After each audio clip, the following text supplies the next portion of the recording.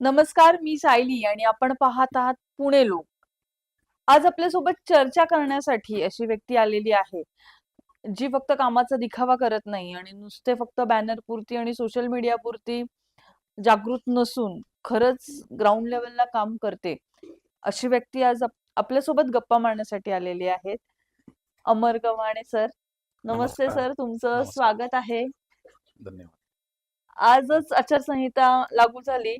प्रचार सगळे संपले. काय मग कसे दमून आलात खूप? खूप दमलोय. परंतु दमून चालणार नाही ना. फक्त इलेक्शनच्या 14 दिवसापुरतं काम करून दमणं बरोबर नाही. अजून पुढे पुढे 5 वर्षही काम करायचंय. प्रचारामध्ये फिरताना, जागोजागी गल्ल्या-गल्ल्यांमध्ये फिरताना लोकांचा रिस्पॉन्स कसा होता तुमच्या बाबत? लोकं आनंदित झालेले आहेत. कारण काही भागामध्ये माझा खूप दांडगा संपर्क आहे आणि मी त्यांच्या प्रत्येक हाकेला धावून गेलेलो आहे. आणि मी स्वतः उमेदवार आहे म्हटल्यानंतर ते इतके आनंद झाले, की त्यांना असं वाटतं, की कधी मतदान होतंय आणि कधी अमर भाऊला आम्ही मतदान करतोय. ज्यावेळेस प्रभागामध्ये आम्ही फिरतो, आपला माणूस आपल्या दरवाजापर्यंत येतोय, ज्याने इतक्या वर्ष आपल्यासाठी काम केलं. त्यामुळे ते आनंदित होत आहेत, की अमर भाऊ उमेदवार आहे. हम्म. त्यांना खूप आनंद झालाय. दादा तुमचं बालपण कुणव्यामध्येच गेलं? हो, माझा जन्मच आमची 2री-3री पिढी इथेच आहे. आमचा जन्मच इथे पुण्यात. झालाय. मग तुम्हाला कसं वाटतंय म्हणजे प्रचार ज्या प्रभागामध्ये आपण लहानाचं मोठं झालो, जिथे आपण वाढलो, ज्या लोकांनी तुम्हाला मोठं होताना पाहिलं, अशा व्यक्तींची सेवा करण्याचा तुम्हाला आता चान्स मिळणार आहे. तर काय कसं काय वाटतंय तुम्हाला? खरं तर खूप आनंदही होतोय आणि दडपणही तेवढंच आहे. कारण आपण ज्यावेळेस कुठल्याही आपल्या पद नसताना आपण इतके कार्य केलं आणि आपल्या प्रभागाला डेव्हलप्ड कसं केलं पाहिजे, त्याचं विजन म्हणजे अनेक वर्षांपासून आमच्या डोक्यामध्ये आपल्याला इथे हे केलं पाहिजे, त्या ठिकाणी असं झालं पाहिजे. परंतु काही कारणास्तव काही लोकांकडून ते झालं नाही. ते करण्याचा नक्कीच प्रामाणिक प्रयत्न मी करणार आहे. आता जेव्हा तुम्ही प्रचारामध्ये जात होता, गल्लीबोळांमध्ये फिरत होता, तर तुम्हाला प्रचार करताना असं अगदी पहिल्यांदा असं काय वाटलं, की बाबा आपण निवडून आलो तर पहिले आपण हे काम करायचं? Traffic traffic. म्हणजे कुठेतरी जायचंय तर 1 तास आधीच निघा. या गल्लीत ह्या रस्त्यावर खूप ट्रॅफिक असतं. हे पाठ झालंय लोकांना. तर त्याच्यावर सोल्युशन काढायचा कोणीच प्रयत्न नाही केला. तो प्रयत्न नक्कीच आम्ही करणार. प्रयत्न नाही, ठोस उपाय त्याच्यावरती करणार. पार्किंगच्या सोबत एक दुसरा मुद्दा येतो सर, डीपी रोडचा. डीपी रोडचं काय तुमचा प्लॅन? आपल्या कोंढवा भागामध्ये अनेक डीपी रोड सँक्शन झालेले आहेत. 20-20, 25-25 वर्षे झालं. परंतु सँक्शन झालेले डीपी रोड हे त्या परिस्थितीमध्ये लगेच कसे खुले करता येतील? म्हणजे 20-20, 25-25 वर्ष डीपी रोड फक्त 100 मीटरचा डांबरी रोड होतो. मग तो थांबतो. म्हणजे उद्घाटनापुरतं नारळ फोडला जातो. 100 मीटर डांबरी रोड होतो. नंतर मग तो सिमेंट रोड होतो. मग तिथपर्यंतच थांबले जातात. सगळे डीपी रोड जर खुले झाले ना, तर कुठल्याच म्हणजे NIBM असेल, कौसरबाग असेल, मिठानगरचा आमच्या कोंढवा खुर्द गावठाणाचा मुख्य रस्ता असेल, कुठेच ट्रॅफिक होणार नाही. शिवनेरी नगरला डीपी रोड गेले अनेक वर्षांपासून सँक्शन आहे. तो डीपी रोड खुले करण्यासाठी 2-2 इलेक्शनला लोकांनी आश्वासने दिली. तो अजूनही खुला झाला नाही. कमीत कमी जो ताब्यात आहे तो तरी रोड झाला पाहिजे. याचा प्रयत्न आम्ही केला. 1.5 कोटीचा निधी आम्ही मंजूर करून घेतला स्थायी समितीकडून. मग ते मंजूर करून तो रोड आता हस्तांतरित असलेल्या रोडचं डांबरीकरण आम्ही करून घेतलं. परंतु मला हेच म्हणणं आहे, की ह्याच्या आधीच्या लोकांनी ते का केलं नाही तेच मला कळत नाही. पण डीपी रोड सगळेच खुले झाले ना, तर कुठेच ट्रॅफिक होणार नाही आपल्या इथे. अच्छा. आणि दादा रोड तुम्ही जे म्हणताय ट्रॅफिकची समस्या आहे, तर या ट्रॅफिकला कुठेतरी जे अ, व्यावसायिक बसले आहेत रस्त्यांच्या बाजूला, त्यांचा मुद्दा कसा तुम्ही सॉल्व्ह करणार आहात? हा खूप मोठा म्हणजे खूप अडचणीचा मुद्दा आहे. 2 व्ह्यूनी याच्याकडे पाहिलं पाहिजे. म्हणजे बाबा चल गरीब आहे, कमवतोय. परंतु नियमात राहून कमवलं पाहिजे. त्याला विशिष्ट एक नियम आहे. हॉकर्स झोन असतो. म्हणजे त्याच्यामध्ये आपण कुठे रस्त्यावरती फुटपाथवरती बसूनही परत फुटपाथ एक्वायर करूनही पुढे रस्त्यावरती बसलेले आपल्याला दिसतील. त्याच्यामुळे आपल्याला एंट्रीला जेव्हा कोंडव्याची एंट्री जे मुख्य जे रस्ता आहे ना, एंट्री पासूनच ते सुरुवात झालेली असते, मग ते शेवटपर्यंत. त्यामुळे एक मोठी भाजी मंडई प्रत्येक भागामध्ये म्हणजे सोसायटीला एक 10-12 सोसायटीला मिळून एका ठिकाणी तिथं जाऊन भाजी घेता आली पाहिजे. 10-12 गल्ल्यांची मिळून किंवा एखादा एरिया बघून तिथे भाजी मंडई झाली, की प्रत्येक नागरिक तिथे जाऊन भाजी घेऊ शकतो. अम्युनिटी स्पेसचा वापर करताना तुम्ही त्या गोष्टीचा विचारच कोणी केला नाही. आणि ज्या गोष्टीचा विचार केला तेही पूर्ण झाले नाही. ते बंदच पडलेले आहेत. तुमच्या प्रभागामध्ये भाजी मंडई झालेली आहे, पण तिथे व्यावसायिक गेले नाहीये. याचं नेमकं कारण काय आहे? आता बघा, भाजी मंडई करायची तर कुठे करायची? वस्तीमध्ये. मेन मग जिथे वस्तीमध्ये. वस्ती आहे. मला जर 3 किलोमीटर चालत जाऊन भाजी घ्यायची असेल, तर मी का जाईल? आमच्या घरच्या महिला जर 3 किलोमीटर चालत जायचं आणि तिथे भाजी घ्यायची. तिथे भाजी मंडई करायची गरजच नव्हती. म्हणजे तुम्ही बघा शिवनेरी नगर भागामध्ये अनेक अनेक रस्त्यावरती पथारी वगैरे बसतात. आहेत, गाड्या आहेत. परंतु त्यांनाही कुठेतरी सोय करून दिली पाहिजे ना आपण. मग बरोबर. त्यांच्यासाठी भागवेदनगर, मिठानगर च्या लोकांसाठी कुमार पृथ्वीच्या इथे भाजी मंडई केली. कसं जायचं की एवढ्या लांब? म्हणजे भाजी आणायला 1 तास लागणार. त्यात रस्ते छोटे, विनापरवाना बांधकामं, जायला यायला इतका त्रास. त्यामुळे तिथे कोण जातच नाही. तिथे जर गिऱ्हाईकच आलं नाही, तर तिथे व्यावसायिक जाणार बसणार कसं? ती जी जागा भाजी मंडईची होती ती म्हणजे भाजी मंडईसाठीच रिझर्व्ह होती असं आमच्या सर्व्हेमधनं दिसलं. तर मग अशी जागा अ, दुसरीकडे शिफ्ट होऊ शकतात का? करू शकतो ना. करू शकतो आपण. त्याचा फक्त पाठपुरावा करायला पाठपुरावा लागतो. करावा लागतो. एखादं रिझर्वेशन जर आपण दाखवलं की हे रिझर्वेशन चुकीचं आहे, त्याला त्या तात्कालीन राज्य सरकारशी आपण संपर्क करून महानगरपालिकेच्या वरिष्ठ अधिकाऱ्यांशी बोलून करू शकतो. परंतु यांना त्या गोष्टी माहितीच नसतील मला असं वाटतं. मग जर आता असं होत आहे, की बाबा भाजी मंडईमध्ये व्यावसायिक येत नाहीयेत किंवा जे व्यावसायिक आहेत, ते कुठेतरी इल्लीगल रोडवर किंवा फुटपाथवर वगैरे 100% म्हणजे भाज्या विकतात किंवा कुठलेही व्यवसाय असतात. तर त्यांना तुम्ही काय शब्द देऊ शकाल किंवा त्यांच्यासाठी काय तुमच्याकडे फ्युचर प्लॅन आहे त्यांना विश्वासात घेऊन? अम्युनिटी स्पेस पाहून आपण प्रत्येक भागामध्ये कमीत कमी 50 भाजीच्या इथे व्यावसायिक बसू शकतील असं भाजी मंडई आपण त्यांना सुरू करून देऊ शकतो मेन मार्केटमध्ये. मेन मार्केटमध्ये. परंतु तिथे त्याचा उपयोग झाला पाहिजे. पाहिजे. बरोबर. नागरिकांना त्याचा आनंद झाला पाहिजे. झाला पाहिजे. बरोबर. दादा माझा पुढचा प्रश्न असा आहे, जी गुन्हेगारी वाढती आहे, त्याबद्दल तुमचा फ्युचर मॅप काय आहे? गुन्हेगारी वाढायचं कारण आपल्याला तरुण मुलं जी आता 18 वर्ष पूर्ण करतायत किंवा 18 वर्षाच्या अल्पवयीन मुलं आहेत, त्यांना काही गोष्टींची समजूत काढणं गरजेचं आहे, की या गोष्टीचा पुढे जाऊन काय अडचणी होऊ शकतात किंवा क्षणाचा राग पुढे जाऊन आपल्या आयुष्याला कसं बरबाद करू शकतो. या गोष्टीचं त्यांना समुपदेशन. समुपदेशन केलं पाहिजे. त्या गोष्टीवर कोणच लक्ष देत नाही. नुसतं म्हणतात, कमी करा, गुन्हेगारी कमी करा. सगळेच गोष्टी तुम्ही पोलिसांवर नाही ना सोडू शकत. पोलीस प्रशासन हे प्रत्येक घरात जाऊन त्या गोष्टी नाही सांगू शकत. पोलीस प्रशासन कशासाठी आहे? कायदा सुव्यवस्था सुरळीत ठेवण्यासाठी. मग ते सुरळीत ठेवायचं काम फक्त त्यांचं एकट्याचं नाही ना, आपल्या नागरिकांचं पण आहे ना. आपणही त्यांना सहकार्य केलं पाहिजे. तरच त्या गोष्टी होऊ शकतात. त्यामुळे शाळा, कॉलेजेस, चौकात बसणारी मुलं यांच्याशी संपर्क करून सगळ्यांना एकत्र आणून एका ठिकाणी आपण त्यांना समजून सांगितलं पाहिजे. तर त्या गोष्टी नक्कीच. आणि हा हा हा प्रश्न कोंडव्याचा नाही, संपूर्ण पुणे शहराचा, महाराष्ट्राचा, संपूर्ण देशाचाच प्रश्न आहे हा. त्यामुळे याच्यावरती व्यवस्थित तोडगा काढला पाहिजे.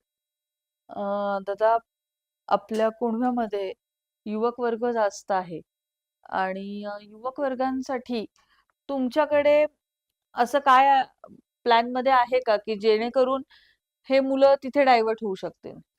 युवक वर्गासाठी पंतप्रधान नरेंद्रजी मोदी यांनी खूप चांगल्या स्किल डेव्हलपमेंट असेल, परत स्वतःचा व्यवसाय सुरू करण्यासाठी लोन असेल, स्वनिधी योजना असेल, मुद्रा लोन मुद्रा वगैरे. लोन असेल, याची माहितीच नाहीये.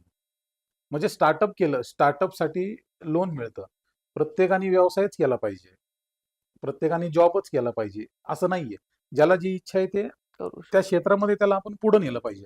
मग समजा 10वी पास झाल्यानंतर आपण 11वी 12वी नंतर ती सुरुवात केली पाहिजे. आपल्याला पुढे काय करायचंय याचं जर विजन आपण त्यांना दिलं की बाबा 12वी पास झाल्यानंतर तुम्हाला पुढे डॉक्टर व्हायचंय का, वकील व्हायचंय का, CA व्हायचंय, या या गोष्टी त्यांना समजून सांगितल्या पाहिजे. आता आम्ही पण ज्यावेळेस शिक्षण घेत होतो त्यावेळेस आम्हाला सांगायलाच कोण नव्हतं. म्हणजे त्यावेळेस इंटरनेट या सगळ्या गोष्टीच नव्हत्या. त्यामुळं आम्हाला ती खंत आहे.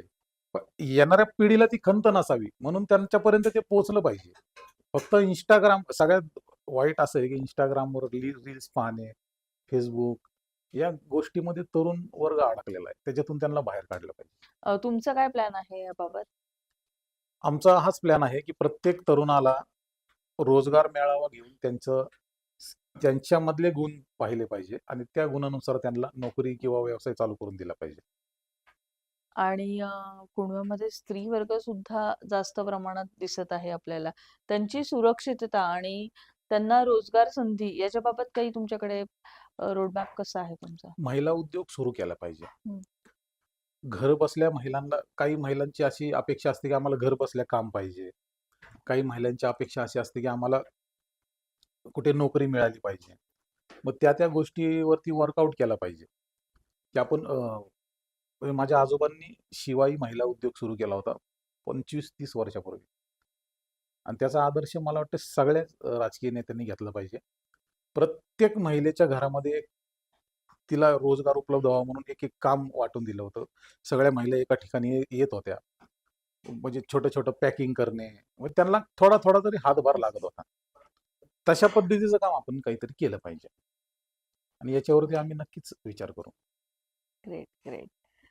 कोंढव्यामध्ये जेव्हा सर्वे चालू होता, पूर्ण कोंढव्यामध्ये पार्किंगची खूप मोठी समस्या दिसत आहे. तर तुमचं याच्यावर काय म्हणणं आहे? पार्किंगची समस्या ही स्वतः आपणच उत्पन्न केलेली आहे. कारण ज्यावेळेस विनापरवाना बांधकामं होतात. ठीक आहे, बांधकामं झाली, आपल्या डोळ्यासमोर झाली. आता त्यांना काय लोकांची घरं खाली करून त्यांना पाडणं पण योग्य नाहीये. परंतु स्वतःच्या बिल्डिंग खाली स्वतःची गाडी लावायला तरी पार्किंग ठेवली पाहिजे. बरोबर. त्यामुळे बिल्डरांनी या सगळ्या गोष्टीचा विचार केला नाही आणि त्यांना बांधण्यासाठी ज्या लोकांनी अभय दिलं, हे सगळं पाप त्यांच्याच माथी मारलं पाहिजे. आपण ते करून गेले. ते पण व्यवस्थित राहतात सोसायटीमध्ये. पण आमच्यासारखे सर्वसामान्य लोक ज्यावेळेस आम्ही त्या गल्लीमध्ये राहतो त्यावेळेस आम्हाला स्वतःची गाडी पार्क करायला एखाद्या सोसायटीकडून पार्किंग भाड्याने घ्यावं लागतं. इतकी वाईट अवस्था आहे. म्हणजे याच्यावरती नक्कीच खूप मोठ्या प्रमाणावरती तोडगा काढायचा आमचा प्रयत्न आहे. तरी म्हणजे जे साधारण झालेलं आहे त्यालाही सुधरू शकतो आपण. सुधरू शकतो. म्हणजे तुम्ही एकंदरीत जे फाटलंय त्याला रफू करू शकता. नक्कीच. आणि त्याच्यावर विचारही केलेला आहे. तुमचा जो तुम्ही जाता जाता मतदारांना काय संदेश देऊ शकाल किंवा काय सांगाल? तर बघा, ज्यावेळेस मतदान करायचं असतं ना, मतदान करत असताना आपलं भविष्य, आपल्या मुलाबाळांचं भविष्य हे पाहून मतदान केलं पाहिजे. आणि याच्या आधी मला वाटतं कोंढव्याच्या नागरिकांनी मतदान केलं. केल्यानंतर आश्वासनं ऐकून मतदान केलं. आणि मतदान केल्यानंतर ती आश्वासनं पूर्णच झाली नाही. गेले एक टर्म झाली, 2 टर्म झाले, 3 टर्म झाले. पूर्णच झालं नाही. आता ही योग्य संधी आहे. ही योग्य संधी आहे, मला वाटतं ही शेवटची संधी आहे. आता जर लोकांनी विचार नाही केला ना, तर ही परिस्थिती आहे तशी नाही राहणार. याच्यापेक्षाही वाईट परिस्थिती होईल. त्यामुळे मतदान करत असताना नागरिकांनी चांगला ज्याच्याकडे व्हिजन आहे, जो खरंच आपल्या प्रभागाचा विकास करू शकतो, मायक्रो लेव्हल प्लॅनिंग आहे, अशाच व्यक्तीला मतदान करावं. मतदान करत असताना एकतर 8 वर्षानंतर निवडणूक लागलेली आहे. 5 वर्ष झाल्यानंतर 3 वर्ष प्रशासक होतं. त्यामुळे आता लोकांना थोडा तरी विसर पडलेला आहे, की मतदान कसं करायचं. काही प्रभागामध्ये 3 मशीन्स आहेत. ज्या प्रभागामध्ये कमी उमेदवार आहेत तिथं 2च मशीन्स आहेत. ज्या प्रभागामध्ये अ, थोडेसे जास्त उमेदवार आहेत तिथं 3 मशीन्स आहेत. आणि कोंढव्या भागामध्ये तर भरपूरच उमेदवार आहेत. त्याच्यामुळे तिथे 4 मशीन्स आहेत. आणि 4 मशीन असल्यामुळे त्या 4 मशीनमध्ये प्रत्येक गटमध्ये अ, ब, क, ड असे 4 गट आहेत. आणि प्रत्येक गटामध्ये आपल्या पसंतीचा एकच उमेदवार आपण निवडू शकतो. अच्छा. काही लोकांचं कन्फ्युजन आहे. माझ्या पसंतीचा हा उमेदवार तर मी 4ही मतं त्यालाच देणार. काही लोकांचं असं कन्फ्युजन झालेलं आहे. म्हणजे एका उमेदवाराला 4 वेळा बटन दाबायचं असं लोकांना असं वाटतं, लोकांना वाटतं. आता की म्हणजे समजा आता काही तुम्ही आवडत आहात तर तुमच्या हां, पुढे 4 वेळा बटन मला फोन दाबायचं. आलेत तसे, अरे की बापरे! "नाही दादा 4 मतांचा अधिकार आहे आम्हाला." म्हणलं, "हो." मग आम्ही 4ही मतं तुम्हालाच तुम्हाला देणार. मग त्यांना ते समजून सांगावं लागतंय, की आपण 4ही मतं एकाच एका गटात नाही व्यक्तीला. देऊ शकत. तुमचं मत बाद होईल आणि बरेच मतं बाद होण्याच्या शक्यता आपल्याला नाकारता येणार नाही. कारण आपल्या जे राजकीय नेते आता निवडणुकीच्या रिंगणामध्ये आहे, ठीक आहे, लोकांनी कुणाला मतदान करायचं हा त्यांचा जनतेचा, वैयक्तिक प्रश्न मतदारांचा आहे. प्रश्न आहे तो. ते त्यांनी ठरवून ठेवलेलं आहे कुणाला मतदान करायचं. परंतु प्रक्रिया समजून सांगण्याचं काम सांगण्याचं राजकीय करणं नेत्यांचंच आहे ना, गरजेचं. जे आता उमेदवार बरोबर बनले. आहे. कोणच समजून सांगत नाहीये. तुम्ही काय म्हणजे कसं तुम्ही थोडक्यात सांगाल का मतदारांना कसं हे करू शकाल? मतदान करत असताना ज्यावेळेस आपण मतदान केंद्रावरती जातो, आपलं अ, आधार कार्ड, वोटिंग कार्ड दाखवून हं. गेल्यानंतर ज्यावेळेस आपण मतदानाच्या मशीन समोर जाईल, त्यावेळेस आपल्या तिथे 4 मशीन्स असतील. अ, ब, क, ड. अ गटामध्ये व्हाईट कलर असेल, ब गटामध्ये गुलाबी कलर असेल, क गटामध्ये पिवळा कलर असेल आणि ड गटामध्ये निळा कलर असेल. हे सगळे फिक्कट कलर असतील. हं. प्रत्येक गटाच्या अ गटामध्ये आपल्या पसंतीचा एकच उमेदवार, जो तुम्हाला ज्याला मतं करायचे, त्याचं व्यवस्थित नाव वाचलं पाहिजे.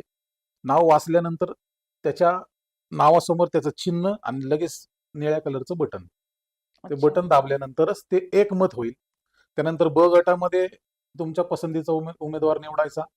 त्याच्या चिन्हासमोरचं बटन दाबायचं. क गटामध्येही तसंच एक मतदान करायचं आणि ड गटामध्ये एक मतदान. म्हणजे अशी 4 मतदान तुम्ही प्रत्येक गटामध्ये एक मतदान असं करू शकता. तरच तुमचं जेव्हा 4थं मतदान होईल, त्यावेळेस बीप वाजेल आणि अच्छा. ती चिठ्ठी ज्यांना तुम्ही मतदान केलं, ते तिथे तुम्हाला दिसेल येत. आणि मग तुमचं मतदान प्रक्रिया पूर्ण होईल. हं. तरच तुमचं ते मत व्हॅलिड राहील. त्यामुळे माझी नागरिकांना विनंती आहे, की मतदान करत असताना अ, ब, क, ड अशा 4ही गटांमध्ये एकच मतदान तुम्ही करावं. म्हणजे अ गटामध्ये तुम्ही 4ही मतं नाही देऊ नाही शकत. देऊ ब शकत. गटामध्ये 4ही मतं देऊ शकत नाही. प्रत्येक गटामध्ये तुम्हाला एकच मत द्यायचं आहे आणि असं पण आहे ना, की बाबा 3च मत दिले तर तुम्ही तरी तुमचं तरी मत बाद बाद होऊ होणार. शकतं. 4च मतदान करायचं तिथे. कंपल्सरी 4 मत. कंपल्सरी 4. आणि एखाद्या जर उमेदवार तुम्हाला आवडलाच नाही कुठल्याच, तर कुठल्या तुम्ही गटामध्ये नोटाचं बटन दाबू शकता. पण कंपल्सरी दाबायचंच बटन. कंपल्सरी एक बटन तिथे दाबलंच गेलं पाहिजे. धन्यवाद सर. तुम्ही वेळात वेळ काढून पुणे लोकमध्ये आला आहात आणि तुमच्या पुढच्या कारकिर्दीसाठी पुणे लोककडनं खूप खूप शुभेच्छा. ऑल धन्यवाद. The best. Thank you. Thank you. आणि अशाच बातम्या पाहण्यासाठी, असेच पॉडकास्ट पाहण्यासाठी आणि राजकीय घडामोडी, राजकीय चित्र काय बदलणार आहे, हे सुद्धा पाहण्यासाठी पाहत राहा पुणे लोक. धन्यवाद.